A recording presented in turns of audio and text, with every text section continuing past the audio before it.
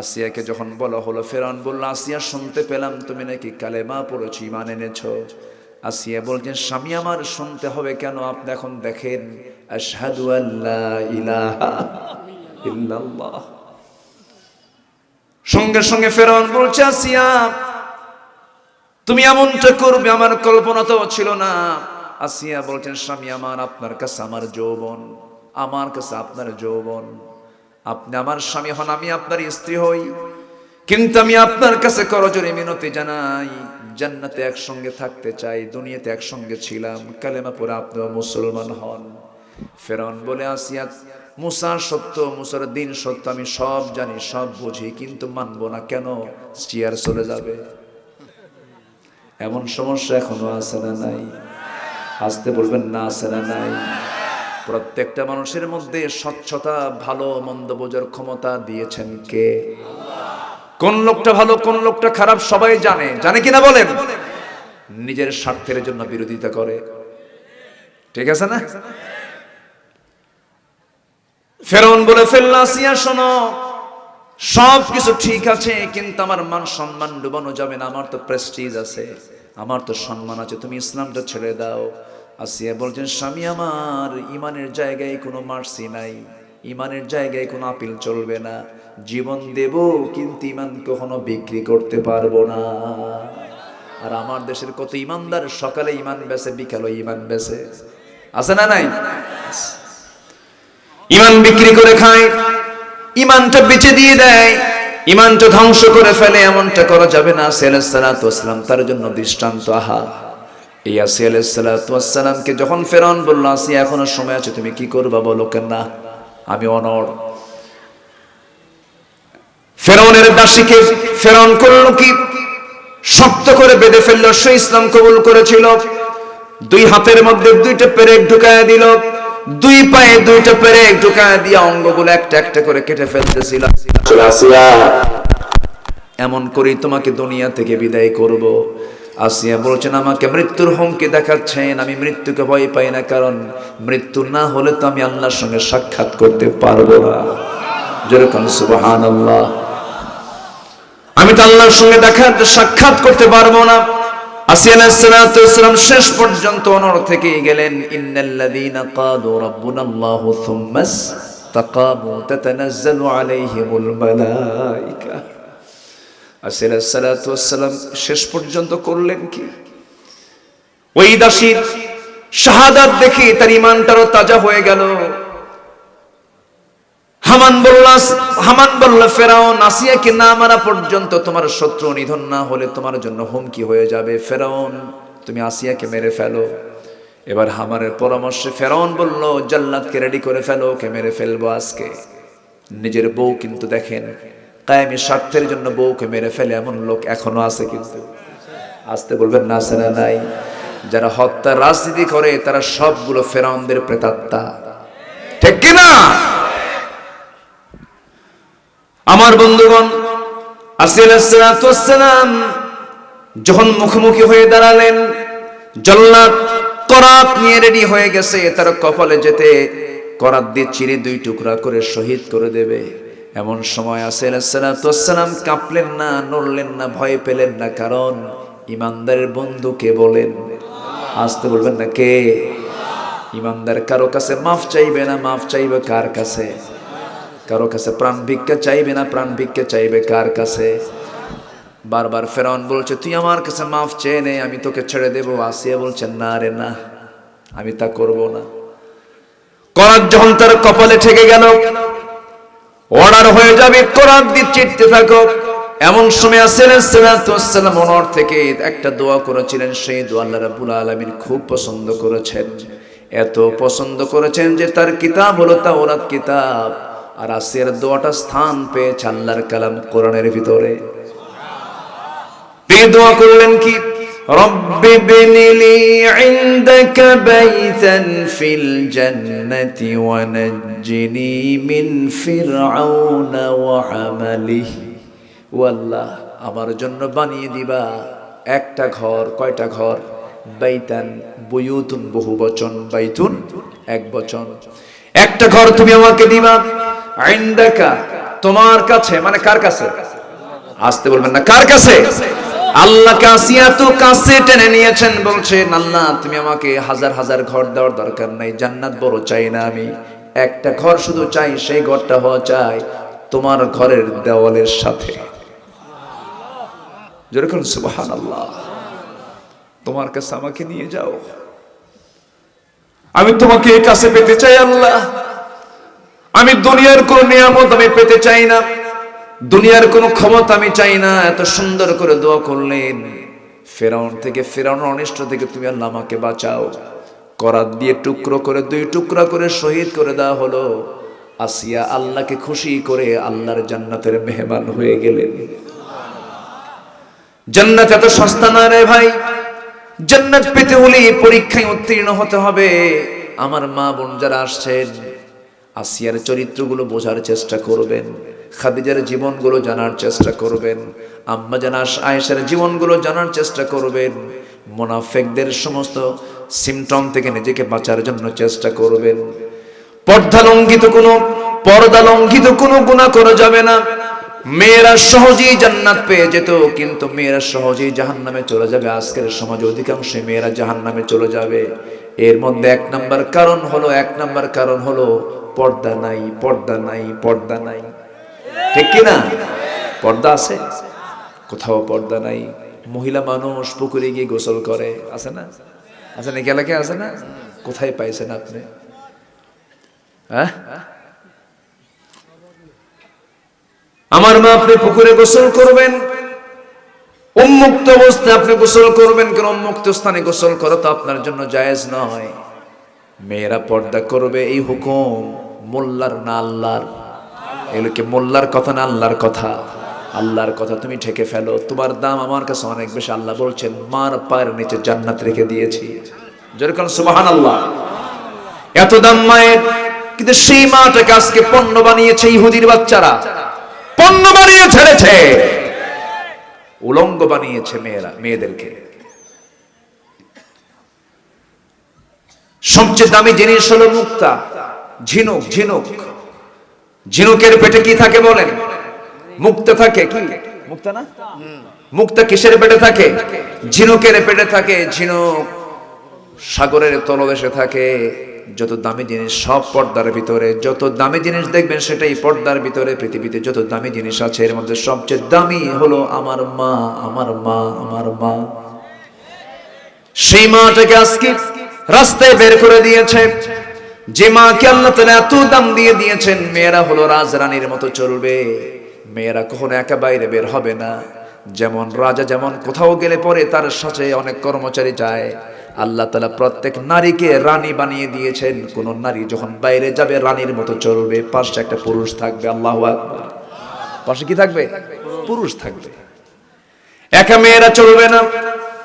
হজে যাবে তবু লাগবে পুরুষ মানুষ। কোন পুরুষ? যার সঙ্গে বিয়ে হারাম অথবা স্বামী, বিয়ে হারাম অথবা স্বামী। হজের মতো ইবাদতে ফরজ কাজে পুরুষকে ছাড়া আল্লাহ তাআলা মেয়েদেরকে বাইরে যেতে মানা করেছেন। আজকে সেই মেয়েরা আজকে মার্কেটে কম না বেশি? আলহামদুলিল্লাহ, মার্কেটে কম না বেশি বলেন? বেশি। আপনি যাবেন, ভালো কথা, মার্কেটে যান, স্বামীকে নিয়ে যান, কিন্তু আজকে স্বামীকে নেয় না, বয়ফ্রেন্ডকে নেয়। কাকে নেয়? বয়ফ্রেন্ডকে সাথে নেয়। শর্ট ভাষায় বিএফ জিএফ, বয়ফ্রেন্ড গার্লফ্রেন্ড।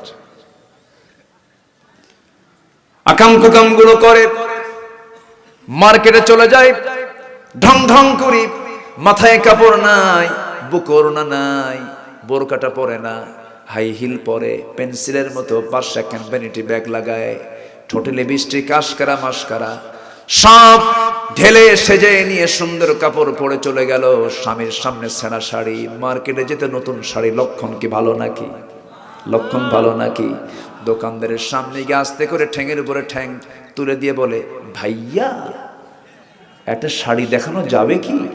মানে এত সুন্দর মাখরাজার সিফা, মানে কোথাও কোনো ভুল নাই, কোনো লাহানে জলিত নাই, খফিও নাই। ঠিক আছে না? ভাইয়া একটা দাড়ি দেখানো, একটা শাড়ি দেখানো যাবে কি? দোকানদার তো কাইত হয়ে পড়ছে। দোকানদার সেন্টের ঘ্রাণে আর ভাষার সৌন্দর্যে ও নিজে অস্থির হয়ে নিজেই শাড়ি বের করে নিজের গায়ে লটকা দিয়ে বলে, আপা এই শাড়ি কিন্তু আপনাকে দারুণ মানাবে। ওটা আরেক বদমাইশ, আছে না নয়?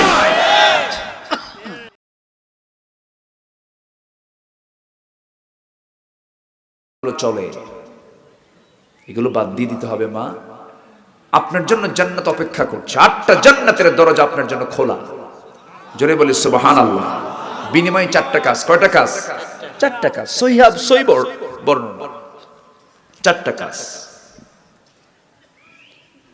আমার মায়েরা, 5 ওয়াক্ত নামাজ আজান হয়ে যাবে, ঘরের কোনায় বসে বসে পড়বেন। পুরুষ মানুষ মসজিদে পড়ে যে সওয়াব, সেই সমান সওয়াব আল্লাহ পাক আপনাকে দিয়ে দিবেন। রমজান মাসে রোজাটা রাখবেন, স্বামীকে দাম দিয়ে চলবেন, স্বামীকে সম্মান দিবেন। আবার আমার ভাইদেরকে বলি, বউকে সম্মান দিবেন, কারণ বউ তো চাকরানি নয়, বউ হলো রাজরানী। বউ কি? রাজরানী। বউকে সুন্দর সম্মান দিবেন, দাম দিবেন। রাসূল বলেছেন, শোনো আমার সাহাবীরা, যে স্ত্রীর কাছে স্বামী ভালো, সেই বান্দাটা আল্লাহর কাছে ভালো। জোরে বলেন সুবহানাল্লাহ। যে স্বামীর কাছে স্ত্রী ভালো, সেই বান্দি আল্লাহর কাছে ভালো। এই জন্য স্বামী স্ত্রীকে সার্টিফিকেট দেবে, স্ত্রী স্বামীকে সার্টিফিকেট দেবে, আল্লাহ এটাকে গ্রান্ট করবেন। জোরে বলেন সুবহানাল্লাহ। আমার বন্ধুগণ, ভালো সবার কাছে থাকা যায়, কিন্তু বউয়ের কাছে ভালো থাকা একটু কঠিন। কি আসতে কোন কেন? কারণ বউ জানে এটা কয় নাম্বার লুচ্চা, এটা জানে। খবর জানে না? আর কেউ না জানলে হেড অফিস জানে। কষ্ট পাচ্ছেন নাকি আপনারা? আমি একটু জীবন ধর্মী কিছু বাস্তব কথাগুলো একটু তুলে ধরার দরকার আছে তো, আমরা চেঞ্জ হব। জোরে বলি ইনশাআল্লাহ। আমি লক্ষ্য করে দেখছি যুবকরা আজকের মাহফিলে বেশি, এটা খুব আশার দিক, ভালো দিক। যুবকদের উপস্থিতি আজকে মাহফিলগুলোতে বেশি পাওয়া যায়। যুবকরা ভালো থাকতে চায়, কিন্তু যুবকদের যারা নেতৃত্ব দিচ্ছে কিছু বাতিল, ওরা ভালো থাকতে দেয় না। ঠিক কিনা? ভালো থাকতে দেয় না। কোন নোংরামি করা যাবে না। যুবক বিয়ের প্রয়োজন হয়ে যাবে, বিয়েটা করে নেবে, বলবে আব্বাকে বুক উঁচু করে। বাপকেও এই কথা রিসিভ করতে হবে, রাগ করা যাবে না। বাপ খুশি হয়ে বলতে হবে, না না, আমার ছেলে প্রাপ্তবয়স্ক হয়েছে, বিয়ের উপযুক্ত হয়ে গেছে। তাছাড়া কেন বললো, কেন আমাকে বলতেছে? কিন্তু কিছু বাপ আছে দুষ্ট প্রকৃতির, সন্তান ভালো থাকতে চাইলেও যদি বলে আব্বা বিয়ে করো, কিসের বিয়ে রে তোর? এরকম আছে না বলেন তো? হ্যাঁ, আগে নিজের পায়ে দাঁড়া, ওকে অন্যের পায়ে দাঁড়ায় আছে নাকি? দেখছেন কি জোরে কয়? ঠিক, তোমাদের পক্ষেই কথা বলতেছি তো। হ্যাঁ জি, আমার নবী যিনি যে বিয়ে করেছেন, সচ্ছল অবস্থায় না অসচ্ছল অবস্থায়? অসচ্ছল, অসচ্ছল কিচ্ছু নাই, তাই বিয়ে করে নিয়েছেন। সুবহানাল্লাহ বলুন। ফাতিমাকে বিয়ে দিয়েছেন রাসূল ধনীর সাথে না গরিবের সাথে? শুধু গরিব না, মহা গরিব, বাড়ি নাই, টাকা নাই, পয়সা নাই, বিয়ে দিয়েছেন। আর এখন মেয়ের বাবার মোশান দেখলে মেয়েকে বিয়ে দেবে। ছেলে কি করে? কমক পাস, কাম হবে না, চাকরি সরকারি হবে না। কি করতে হবে? ইউরোপ আমেরিকায় কি বাড়ি টাড়ি আছে? হ্যাঁ আছে। মঙ্গল গ্রহে অফিস আছে তো? কি কথা কি বুঝতেছেন আপনারা? কত কি লাগে? কিন্তু আমার নবীর মেয়েকে বিয়ে দিতে রাসূলের কিছুই লাগে নাই। ধনী ধনী সাহাবীরা বিয়ের প্রস্তাব দেয়, রাসূল বললেন না না, আমার পছন্দের লোকটা আসে নাই। সবার প্রস্তাব দেওয়া শেষ। সাইয়েদনা আলী আসতে লজ্জা পাচ্ছেন, তার বাড়ি নাই, ঘর নাই, তার মেয়েকে নিয়ে তিনি কোথায় রাখবেন? রাসূল বলছেন, আলী এদিকে আসো, কিছু বলতে চাচ্ছ নাকি? হুজুর কি বলবো নিজেও জানি না। তুমি কি আমার মেয়েকে বিয়ে করবা নাকি? হুজুর দিলে করা যায়। হুজুর কাল সুবহানাল্লাহ। রাসূল বলেন, আলী বিয়ে যে করবা, টাকা পয়সা আছে নাকি? হুজুর টাকা পাবেন কোথায়, আমার কিচ্ছু নাই। মোহরানা দিতে হবে তো, কি আছে তোমার বলো? হুজুর এই যে ঢাল, এই যে তরবারি, এই ছাড়া এই যে মাথার হেলমেট, ছাড়া কিচ্ছু নাই। রাসূল বলেন, তরবারি লাগবে, হেলমেট লাগবে, ঢাল ছাড়াও যুদ্ধ করা যায়, ঢালটা বেচে আসো। ঢাল বেচার সামান্য টাকা হবে আমার মেয়ের বিয়ের মোহরানা। আর আজকের বিয়ের মোহরানা দেখলে যুবকরা কয় বিয়েই করুম না। যা, 50 লাখ টাকা চিটাগাংয়ের দিক, 50 লাখ 3,310 টাকা মহারণা ধার্য করিয়া তন্মধ্যে নাকফুল বাবদ 310 টাকা পরিশোধ করিয়া বাকি টাকা ফাঁকি দিয়া দেবেই তো ফাঁকি।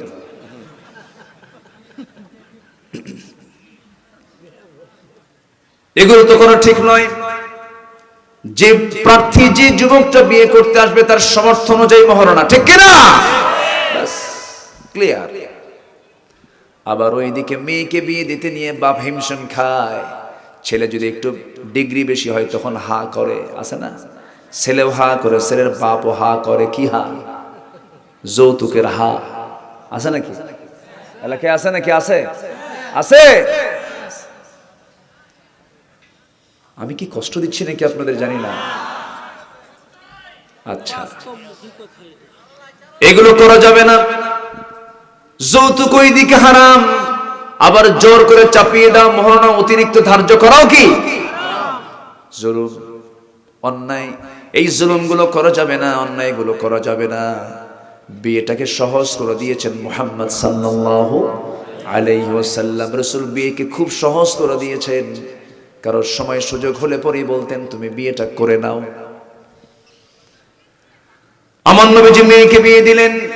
বিয়ে দেওয়ার পর বলছেন, মা এমন ছেলে তোমার হাতে, এমন ছেলেকে তোমার সাথে দিয়ে দিলাম যে ছেলেটা আগা গোড়া তাকওয়া দিয়ে ভরা, আগা গোড়া তাকওয়া দিয়ে ভরা।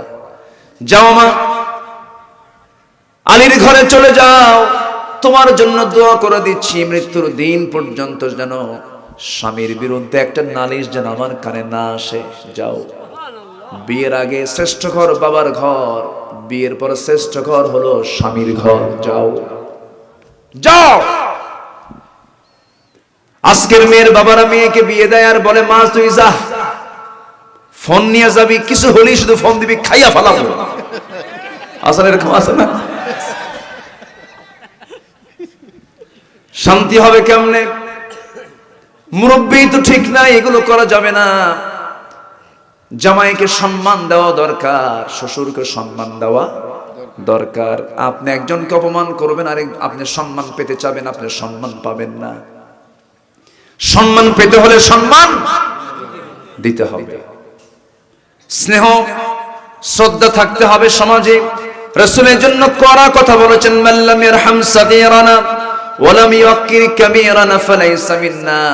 যে ব্যক্তি ছোটদেরকে স্নেহ করে না, বড়দেরকে সম্মান করে না, সে আমার কেউ না। ফালাইসা মিন্না, সে আমার কেউ না। কত শক্ত কথা। আজকে সে আদব আখলাক কি আছে নাকি?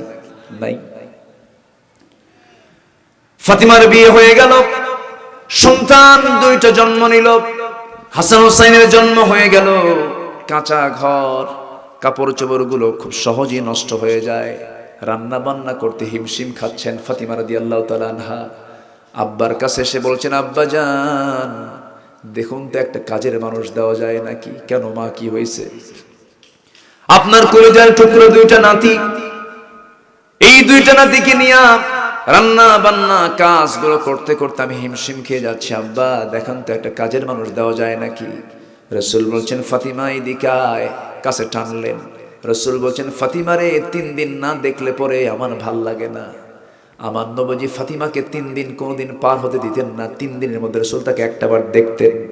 সুবহানাল্লাহ। মেয়েকে বিয়ে দিয়ে যুগের পর যুগ যাবেন না, এটা সুন্নতের খেলাফ। মেয়েকে বিয়ে দিয়ে ঘন ঘন যাবেন। কিছু কিছু বাপ আছে মনেই থাকে না মেয়ের কথা, আছে না নাই? আমার মায়েরা খুব খুশি, হুজুর ভালো করে রাখেন, আমার আব্বা আসে না। আমার নবীজি ফাতিমা ছাড়া কিছুই বুঝতেন না। ফাতিমাকে দারুণ মহব্বত করতেন। বললেন, ফাতিমা এদিকে আয়। ও ফাতিমা, এই যে উহুদ পাহাড়টা দেখা যাচ্ছে 12 মাইল লম্বা, এই 12 মাইল লম্বা উহুদ পাহাড় যদি আমি আল্লাহকে বলতাম, আল্লাহ আমার জন্য সোনা বানায় দাও, আল্লাহ আমার জন্য টোটাল গোল্ড বানায় দিতেন, সোনা বানায় দিতেন। কিন্তু আমি ফাতিমা, আমি তো এগুলো চাই নাই, আমি জান্নাত চাই। তুমি কি চাও মা বলো? আমি জান্নাত চাই, কিচ্ছু লাগবে না, কাজের মানুষ। সুবহানাল্লাহ, আলহামদুলিল্লাহ, আল্লাহু আকবার। 33 34 বার তুমি সকাল সন্ধ্যা পড়বে, তোমার সমস্ত কাজের জিম্মাদার আমার আল্লাহ নিজে হয়ে যাবে। এই আমলগুলো আজকে গেল কোথায়? সব হেরে গেছে, সব হেরে গেছে মা। এগুলো সব ফিরিয়ে আনেন। আজকে অনেক মাহফিলে মা বোন দেখেছি, আমি লক্ষ্য করেছি, আমার মা বোনরা এগুলো ফলো করার চেষ্টা করবেন। নিজেকে ঢেকে ফেলবেন, নিজের সৌন্দর্য, নিজের চামড়াকে ঢেকে ফেলবেন, আল্লাহ তাআলা জাহান্নামকে ঢেকে ফেলে আপনার জন্য জান্নাতটা খুলে দিবেন। আমার বন্ধুগণ, একটু কান লাগান। আসিয়ার কথা থেকে শুরু করুন, এত দূর পর্যন্ত চলে আসছিলাম। আসিয়া কি ঈমান ছেড়েছেন না এনেছেন? ছেড়েছেন না এনেছেন? জীবন দিয়ে ঈমানকে রক্ষা করেছেন, ঈমান কখনো তিনি বাদ দেন নাই। এই জন্য আমার ঈমান যখন পেয়েছি, আমার ঈমানকে কখনো হাতছাড়া করতে পারবো, হাতছাড়া করতে পারবো। আরেকজন সাহাবীর কথা মনে হলো, সেই সাহাবীর বাড়ি হলো মক্কা এবং মদিনার ঠিক মাঝখান বরাবর। দু একজন করে লোক যাচ্ছে চলে, কি করি এখন বলেন তো? ঘড়িও তো আজকে খুব ঘুরতেছে, হঠাৎ করে একটা বেজে গেল, বুঝলাম। হ্যাঁ, চালাবো, চলো চলো।